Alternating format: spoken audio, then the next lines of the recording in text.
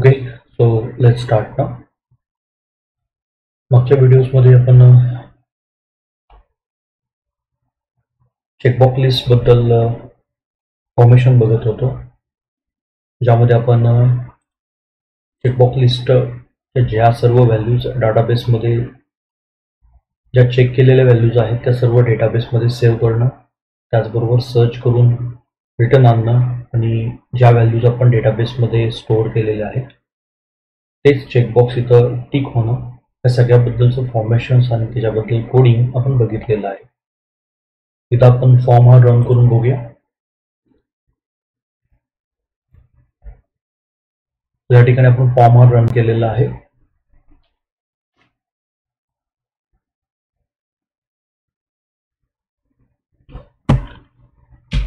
या ठिकाणी ऑलरेडी काही डेटा यामध्ये स्टोअर केलेला आहे.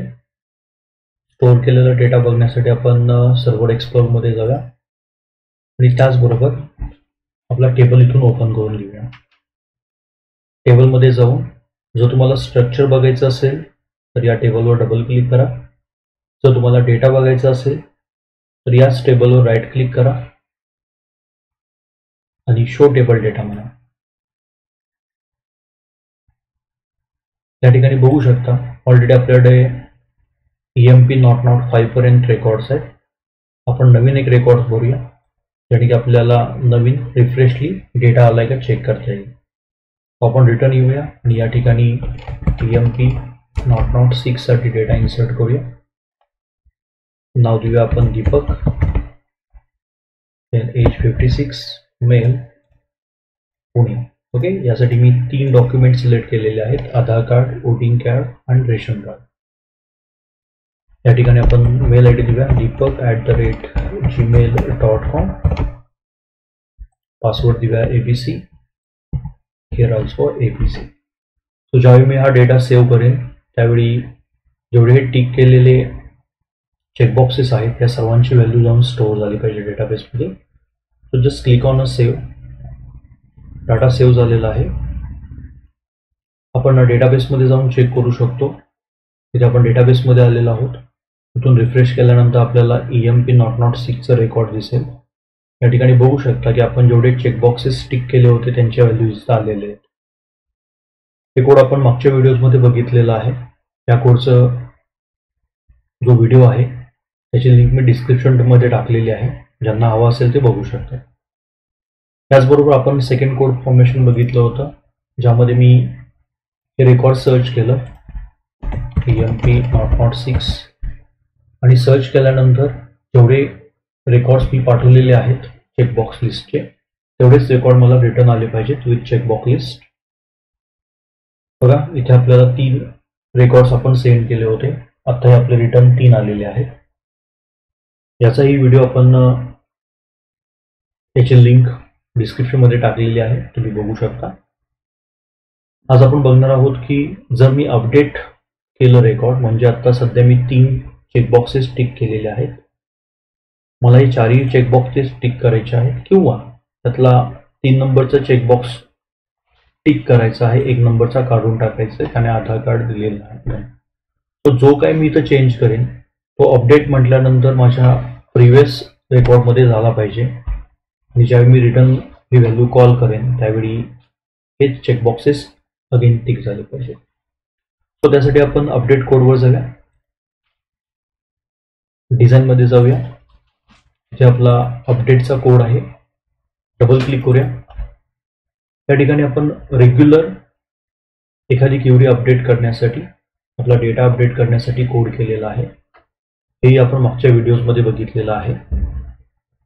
सो या ठिकाणी आपण employee name, age, gender, city etcetera या सगळ्यांच्या व्हॅल्यू सेट केलेल्या आहेत, ज्याचा एम्प्लॉई आय डी हा टेबलच्या एम्प्लॉई आय डीशी मॅच होईल. आता आपण जे इन्सर्टसाठी कोडिंग केलं होतं त्या चेकबॉक्स लिस्टसाठी तेच कोडिंग आपण रिपीट करणार आहोत अपडेटसाठी. जसं आपण इन्सर्टला वर कोडिंग केलेलं आहे. आपण पहिल्यांदा एक 5 लाईनचं कोड केलेलं होतं, ज्यामध्ये एक डॉक नावाची स्ट्रिंग घेतली होती आणि जेवढे आयटम्स आहेत डॉक्युमेंटमधले ते मी लिस्ट आयटममध्ये काढून घेतले होते. आणि नंतर चेक केलं होतं, आयटम सिलेक्ट केला असेल आणि जोपर्यंत तो 0 होत नाही सिलेक्शन सगळे तोपर्यंत आयटम प्लस करत चल आणि मध्ये कॉमा टाकत चल. हे फॉर्मेशन आपण इन्सर्टच्या क्वेरीसाठी बघितलं होतं. हे सेम कोड आपल्याला रिपीट अपडेटसाठी लिहायचं आहे. So let's start now. जसं मी तुम्हाला सांगितलं होतं की इन्सर्टची क्वेरी लिहिण्याआधी हा कोड लिहा आणि त्यानंतर इन्सर्टची क्वेरी लिहायला चालू करा, ज्या काय आपल्या स्टेप्स असतात. सेम हेच फॉर्मेशन आपल्याला अपडेटसाठी करायचं आहे. सो अपडेटची क्वेरी इथं स्टार्ट होतीये. सो या अपडेटच्या आधी आपण इथं तो कोड लिहूया आणि त्यानंतर अपडेटची क्वेरी आपली रेग्युलर स्टार्ट होईल. सो कोड लिहिण्यासाठी मला इथे एक स्ट्रिंग घ्यावी लागेल. स्ट्रिंग काही नाव देऊ शकता. इथं टॉप नाव देतो. ब्लँक घ्या, ब्लँक. त्यानंतर आपल्याला एक फॉर ईचचं लूप घ्यायचं आहे. For each. आणि या फॉर ईचच्या लूपमध्ये आपल्याला लिस्ट आयटम घ्यायचा आहे, ज्यामध्ये आपण आपल्या चेकबॉक्सच्या सगळ्या व्हॅल्यूज काढू शकेल. List item. ओके, आयटम नावाच्या व्हेरिएबलमध्ये काढून घेऊया. In document. Okay, document is the name of our control checkbox list. So be sure हे डॉक्युमेंट नेम तुमच्या कंट्रोलला असणं गरजेचं आहे. सिक्युरिटीसाठी मी तुम्हाला दाखवतो की हा जो चेकबॉक्स लिस्ट आहे त्याचं प्रॉपर्टीमध्ये नाव जाऊन चेक केल्यानंतर इथे बघा आयडी त्याची डॉक्युमेंट आहे. सो हे असणं गरजेचं आहे. त्याचेच आयटम आपण लिस्ट आयटम मध्ये आयटम नावाच्या व्हेरिएबलमध्ये काढून घेतलेले आहेत. त्या फॉर ईच नंतर मला एक इफचं स्टेटमेंट घ्यायचं आहे. If control structure control statement. त्यामध्ये मला लिहायचं आहे आयटम डॉट सिलेक्टेड. जर आयटम माझे सिलेक्टेड झाले, आयटम डॉट सिलेक्टेड,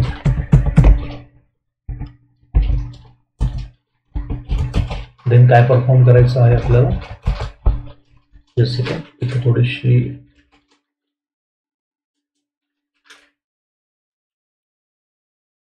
एरर येते. List item, list item. Okay, so be sure आपल्याला जे सजेशन्स आलेले आहेत त्याच्यातलाच तो वर्ड असावा. थोडंसं स्पेल मिस्टेक वगैरे असू शकतं.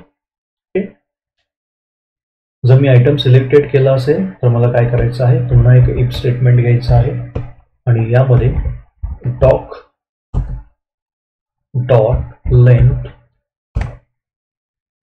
ही जोपर्यंत 0 होत नाही, मीन्स जोपर्यंत माझे सिलेक्टेड आयटम सगळे संपत नाही आहेत तोपर्यंत मला काय करायचं आहे, या डॉकमध्ये या डॉक व्हेरिएबलमध्ये प्रत्येक आयटम कॉन्कॅट करत जायचं आहे. प्लस वापरलेला आहे आणि जो आयटम आपण कॉन्कॅट करणार आहे प्रत्येक आयटम नंतर मला कॉमा द्यायचा आहे, म्हणून मी बळनं इंडिकेटली तो डबल कोटच्या आतमध्ये लिहिलेला आहे. सो इथे बघा एक स्ट्रिंग डॉक नावाची घेतलेली आहे. त्यामध्ये आपण लिस्ट आयटम मध्ये आयटम व्हेरिएबलमध्ये डॉक्युमेंटचे सर्व आयटम्स काढून घेतलेले आहेत. जे आयटम सिलेक्टेड आहेत जोपर्यंत आयटम संपत नाहीये तोपर्यंत ते डॉक व्हेरिएबलमध्ये काढून घेतलेले आहेत आणि प्रत्येक आयटम झाल्यानंतर त्याला कॉमामध्ये असं इंडिकेट केलेलं आहे. ओके, हे आयटम्स आपण कॉन्कॅट करूया. तो लास्टली तुम्हाला काय करावं लागेल, हे सर्व आयटम्स कॉन्कॅट करावे लागतील. Doc plus is equal to item dot value. Okay, so आपले सगळे आयटम्स आपण काय केलेले आहेत एका ठिकाणी कॉन्कॅट केलेले आहेत विथ कॉमा. सो या ठिकाणी तुम्ही बघू शकता की इथे आपण add a comma separation. Okay, हे फॉर्मेशन केलेलं आहे आणि त्याचबरोबर या ठिकाणी आपण कॉन्कॅटिनेट सेपरेट व्हॅल्यूज एकत्र केलेले आहेत. हा सेम कोड आपण इन्सर्टसाठी वापरलेला आहे. हा सेम कोड आहे, इन्सर्टसाठी तोच वापरलेला आहे आणि सध्या आपण आयटमसाठीही तोच वापरतो. ओके, इथं आपण बघा सध्या आपण चेकबॉक्स लिस्टच्या सगळ्या ज्या काही व्हॅल्यूज आहेत विथ कॉमा सेपरेशन्स आणि त्यानंतर आपण कॉन्कॅट केलेल्या त्या डॉकमध्ये काढून घेतलेल्या आहेत. ओके, बट नेहमीप्रमाणे आपण जसं इन्सर्टच्या क्वेरीमध्ये डॉक्युमेंट लिस्टची आयटमची व्हॅल्यू पाठवणं. इथे बघा फक्त आपण डॉकची व्हॅल्यू पाठवलेली आहे, ज्यामध्ये आपली सगळी स्ट्रिंग आलेली असते विथ कॉमा. बाकीचे आयटम्स जसे की रेडिओ बटनची व्हॅल्यू असेल, ड्रॉपडाऊनची व्हॅल्यू असेल, त्या ठिकाणी आपण सिलेक्टेड डॉट टेक्स्ट लिहिलेलं आहे. बट सध्या आपण डॉक्युमेंटची व्हॅल्यू पाठवताना document dot selected item dot text न लिहिता आपण जो डॉकमध्ये डाटा काढून घेतलेला आहे सर्व कॉमा सेपरेशनचा, तोच डेटा इथे सेंड करायचा आहे, कारण की त्यामध्ये सगळं सेपरेशन आलेलं आहे. सेम फॉर्मेशन आपल्याला अपडेटमध्ये करायचं आहे. अपडेटमध्येही सेम आपण या ठिकाणी आपण हे कोड लिहिलेला आहे. ओके, फक्त अपडेट क्युरी एक्झिक्यूट करण्याआधी, कनेक्शन स्ट्रिंग लिहिण्याआधी हा कोड लिहा. आणि अपडेट करताना आपण जो document dot selected item dot text जे लिहिलं होतं, ज्याने आपले काहीच आयटम सिलेक्ट होऊन जात होते, एखादाच आयटम सिलेक्ट होऊन जात होता, तर आता आपल्याला हे करायचं नाही आहे.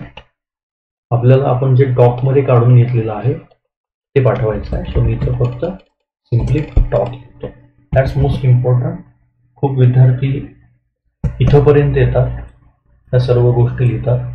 ओके, बट हे फॉर्मेशन त्यांचं लाईकचं राहून जातं, टाईप करायचं राहून जातं.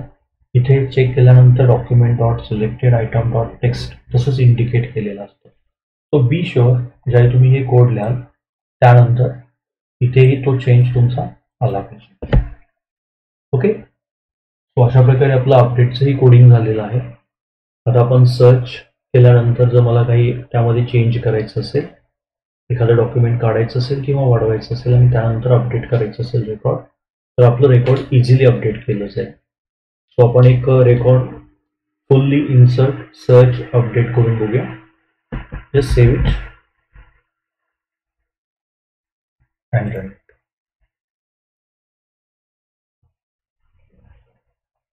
सो लेट्स स्टार्ट ना. सो या ठिकाणी आपले ऑलरेडी रेकॉर्ड्स किती आहेत चेक करूया. इथे 6 रेकॉर्ड आहे. सो मी आता EMP नॉट 7 रेकॉर्ड देतो. जे नाव देऊ आपण राकेश, पेज 45, मेल सातारा.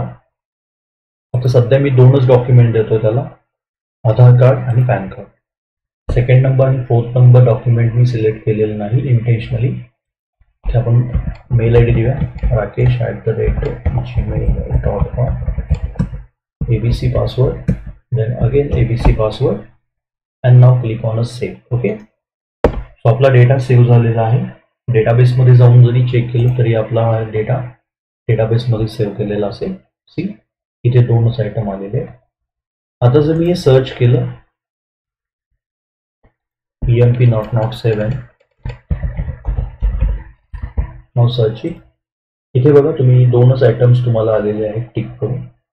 पण आता त्याने पूर्ण डॉक्युमेंट्स दिलेले आहेत. सो मी या ठिकाणी आता 4ही डॉक्युमेंट काय केलेले आहेत, टिक केलेले आहेत. आता जर मी अपडेट केलं तर EMP नॉट 7 जिथं रेकॉर्ड आहे त्या ठिकाणी हे 4ही डॉक्युमेंट अपडेट झाले पाहिजेत. आणि ज्यावेळी मी पुन्हा सर्च करेन त्या 4ही डॉक्युमेंटची लिस्ट मला येऊन इथे सिलेक्ट झाली पाहिजे. आता सध्या डेटाबेसमध्ये जरी बघितलं तर इथं 2च डॉक्युमेंट आहेत, आधार कार्ड आणि pan card. Now click on update. या ठिकाणी आपल्याला दिसतंय डाटा अपडेटेड सक्सेसफुली. आता जर तुम्ही डेटाबेसमध्ये जाऊन चेक केलं, इथे 2 डॉक्युमेंट दिसत आहेत. रिफ्रेश केल्यानंतर इथे बघा तर तुम्हाला 4 डॉक्युमेंट दिसायला सुरुवात झाली. आपलं रेकॉर्डही व्यवस्थित आता अपडेट होत आहे. जर हेच रेकॉर्ड तुम्ही सर्च केलं EMP not 7 and search it, तर इथे पाहू शकता आपल्याला 4ही डॉक्युमेंट आलेले आहेत. पुन्हा आपण एखादं डॉक्युमेंट यातलं काढून बघूया. सो वोटिंग कार्ड मी यावेळी काढेन. पुन्हा अपडेट करूया. मी वोटिंग कार्ड काढलेलं आहे.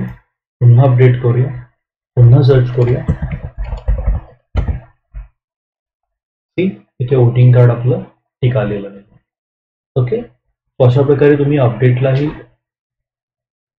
ड्रॉपडाऊनच्या व्हॅल्यूच्या पाठवतो आपण त्या मॅनेज करू शकता.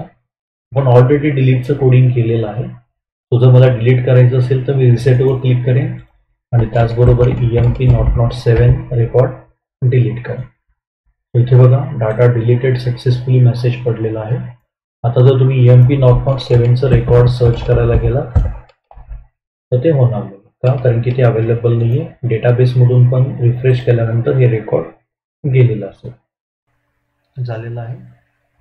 सो इथे आपण थांबूया या व्हिडिओजमध्ये आणि इथून पुढच्या व्हिडिओजमध्ये आपण जो काही नेक्स्ट फॉर्मेशन आहे ASP.NETमध्ये मल्टीव्ह्यूज म्हणजे काय, कशा प्रकारे यूज केला जातो, देन ऑटो इन्क्रीमेंटचा कोड कशा प्रकारे यूज केला जातो, त्याचबरोबर इमेज इन्सर्ट कशी केली जाते डेटाबेसमध्ये, या सर्व गोष्टीबद्दल आपण व्हिडिओज बनवणार आहोत. सो या व्हिडिओमध्ये थांबूया. Thank you so much.